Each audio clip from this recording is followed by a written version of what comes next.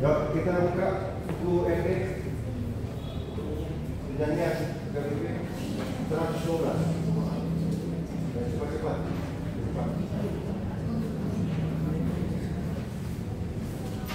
Kalau buka pakai apa? Pakai tangan, pakai mata, pakai mulut ya. Ini bisa nih, positif. Gila.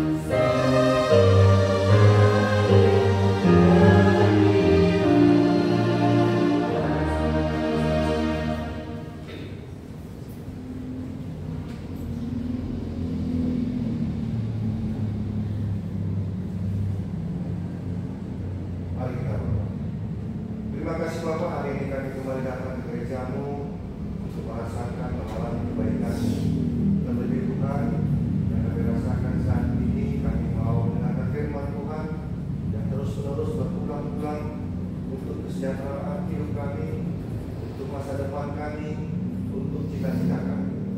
Karena segala sesuatu terjadi oleh karena firman sabda Tuhan ini. Terima kasih Tuhan dalam waktu yang kudus tengah-tengah pikiran kami, biar kami mengerti akan firman. Dalam nama Tuhan Yesus kami berdoa. Amin. Ya, terima kasih ya. Kita ini berulang-ulang, bernapas berulang-ulang, bergerak berulang-ulang, akan berulang-ulang sejak hari.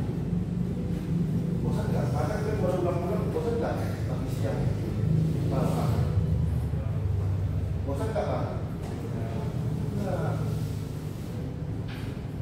kok bosan kita makan? Makan kita, mati kita kan? Nah, kita mau makan firman Tuhan, berulang-ulang lagi. Ini sekarang kok ada narasi bosan, tidak suka, tidak peduli ya. Mari kita buka firman Tuhan. Lukas 19. Lukas 19. Lukas 19 ayat 5 sampai ayat 10.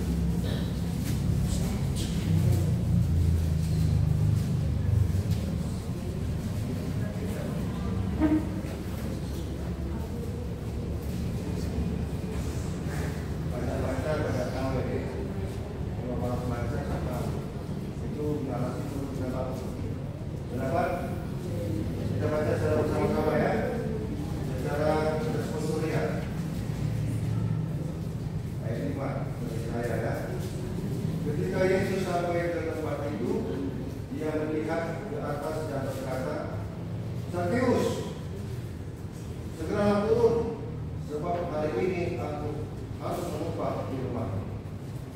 Lalu Zakheus segera turun dan menerima Yesus dengan sukacita.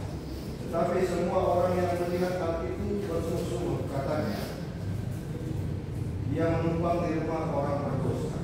Tetapi Zakheus berdiri dan berkata kepada Tuhan, Tuhan, setengah dari diriku akan kuberikan kepada orang miskin,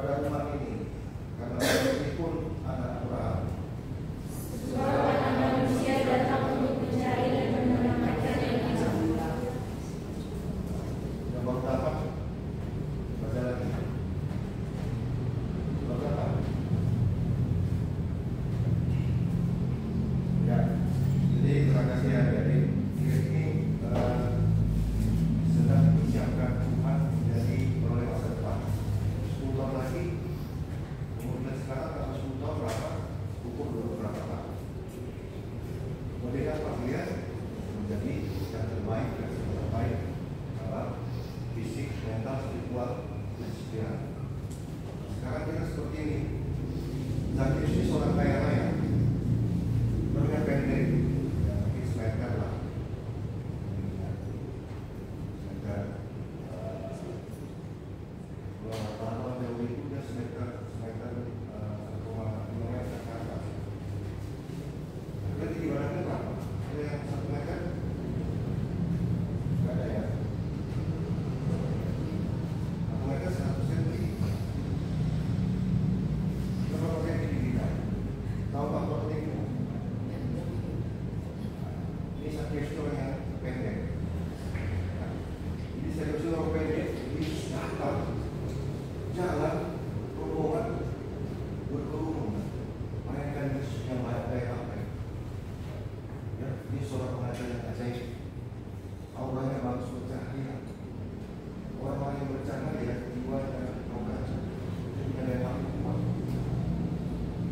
Lalu jika mendengar berita, jadi kalau kita ada kabar baik, kita akan datang.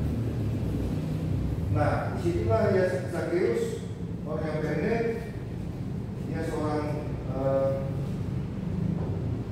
pekerja, orang Yahudi, dia seorang Yahudi, tapi dia bekerja di pemerintahan Romawi.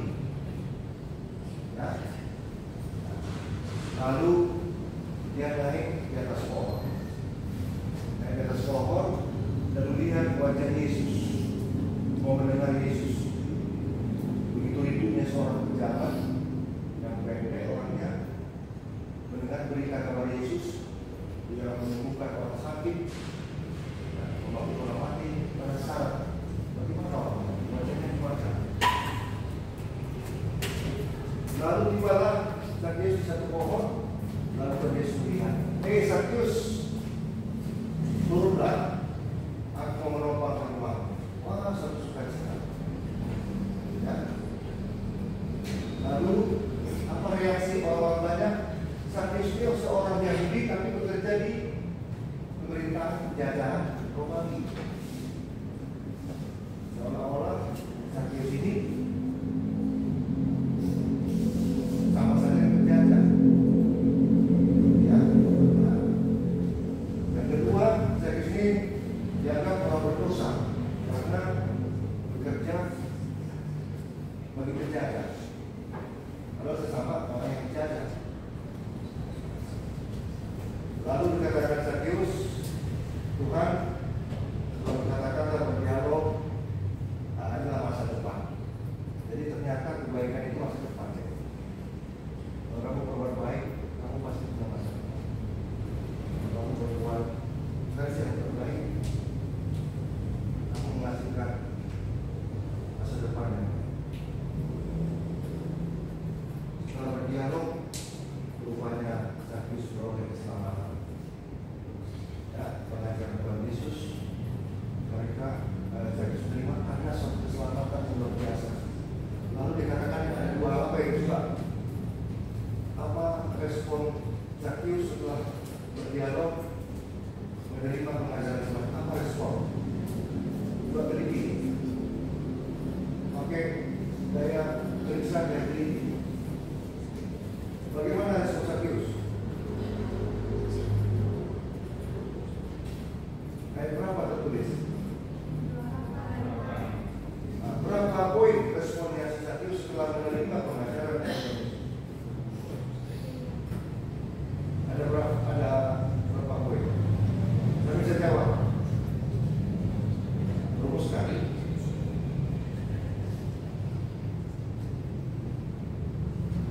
Pendidikan kita ini apa? Kuat dan mandiri dia dapat melakukan sesuatu. Apa respon Zakheus?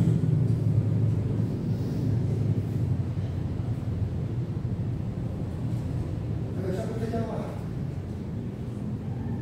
Dia berkata, setengah dari milikku akan kuberikan kepada orang miskin, dan sekiranya ada sesuatu yang kuperas dari seseorang akan kukembalikan 4 kali lipat. Membaca musuh kecil. Apa yang diberikannya? Apa yang diberikannya? Tadi saya jelaskan Zakheus itu orang kaya raya. Apa yang diberikannya? Hartanya. Iya, itu Meskipun tidak tertulis kata-kata di sini, tapi pakai logika. Pakai logika. Coba sekarang dari sini. Maksudnya apa? Belum bekerja nanti nyatanya siapa orang tua yang ini baju yang ini sepatu itu atau orang tua berikan kemudian itu uang dibeli baju pakaian. Jadi ada yang pakai ini mau pakai ini karena orang tua itu makan dia nanti harus bekerja penghasilan penghasilan sendiri bagi orang sendiri. Nah, apa lagi? Coba kata kunci itu. Bagian dari apa yang diberikan yang dia janjikan. Tadi setengah dari diri itu berarti kata. Dan sekiranya ada sesuatu yang kurang dari seseorang, apanya? Apa yang dikuras? Apa yang dikuras? Pada zaman itu dia seorang pegawai yang cukai. Kalau mau cukai barang masuk 10 dilaporkan 8 cuma kalian atau ada pajak kalau punya atas dia bayar 100.000 tapi tidak banyak jadi 150.000 dan 100 ini kasih pemerintah kembali 40.000 posnya. Karena pada waktu itu biasa deh orang yang dijajah membuat pajak diperas. Orang yang buat Kristen ini jika gereja harus bayar pajak 100%, masjid tidak ada pajaknya. Orang yang negara Islam, negara yang negara Islam tidak ada pajak. Kita berkata, jadi orang yang dijajah dengan yang menjajah itu beda kelas.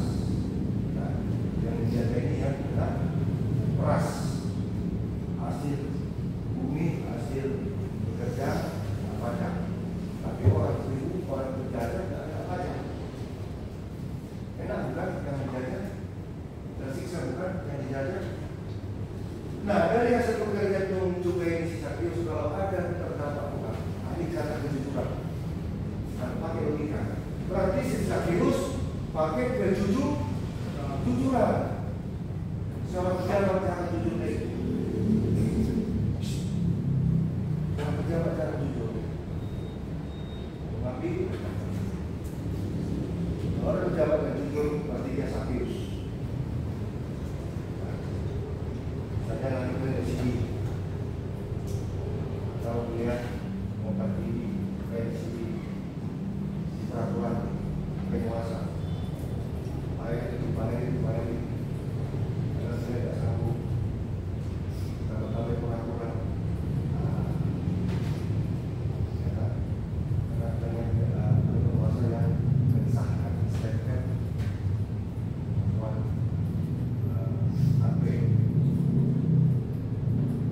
nah, berarti sikap dari Sakyus dia orangnya jujurlah pada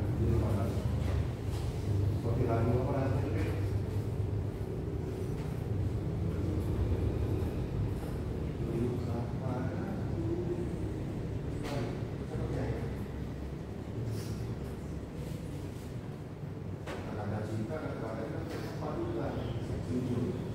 jujur ya deh. Jadi sikap Sakyus jujur. Yang kedua, kalau diserahkan sekarang nih, berarti dia memberi. Jadi dua hal yang kita tangkap ini, memberi dengan kasih, jujur dalam Tuhan. Sama-sama kita dua hal yang kami pahami Tuhan kalian. Sikap memberi dalam kasih, dan sikap jujur dalam terang Tuhan. Di sini ada pertanyaan, kira-kira?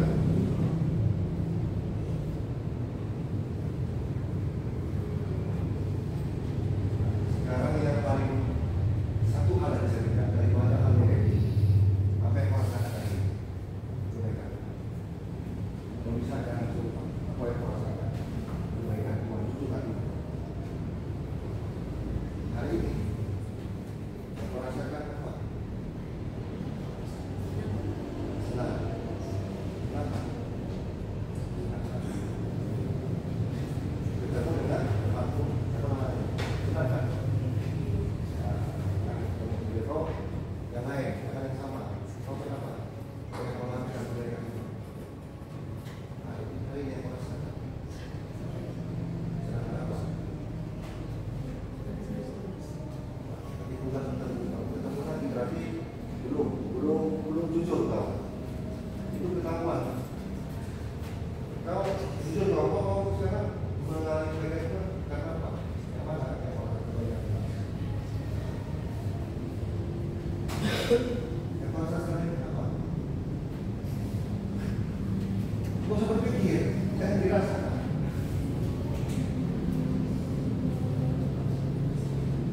Aku susah banget ya.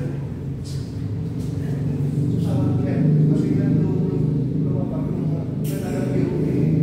Jadi ada ibadah ini kayak otomatis. Kau akan melakukan itu hari ini. Kau sehat. Ya sehat. Hari ini kita mau nafas. Satu hal aja dari badan. Sudah ketemu. Coba ulang-ulang apa yang jadi kebaikan Tuhan. Nanti lama-lama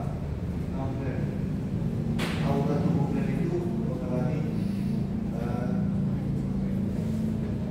kebaikan Tuhan yang disyukuri. Sehingga tidak ada musuh-musuh coba kata-kata. Jika orang apa itu? Coba, ayat 7. Masa pada apa yang kejujuran bahaya?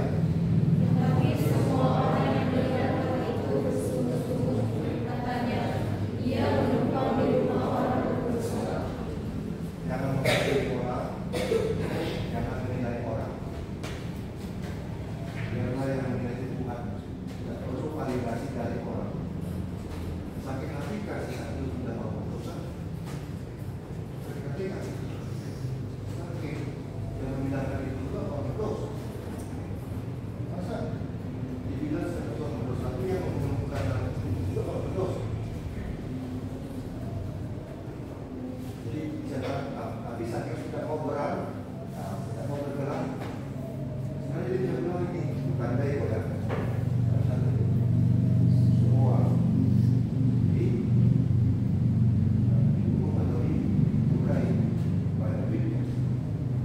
Orang banyak duitnya gampang-gampang membeli kehidupan membeli menjadi budak. Ya. Nah sampai di sini berarti yang kita hindari adalah bersungguh-sungguh. Yang harus kita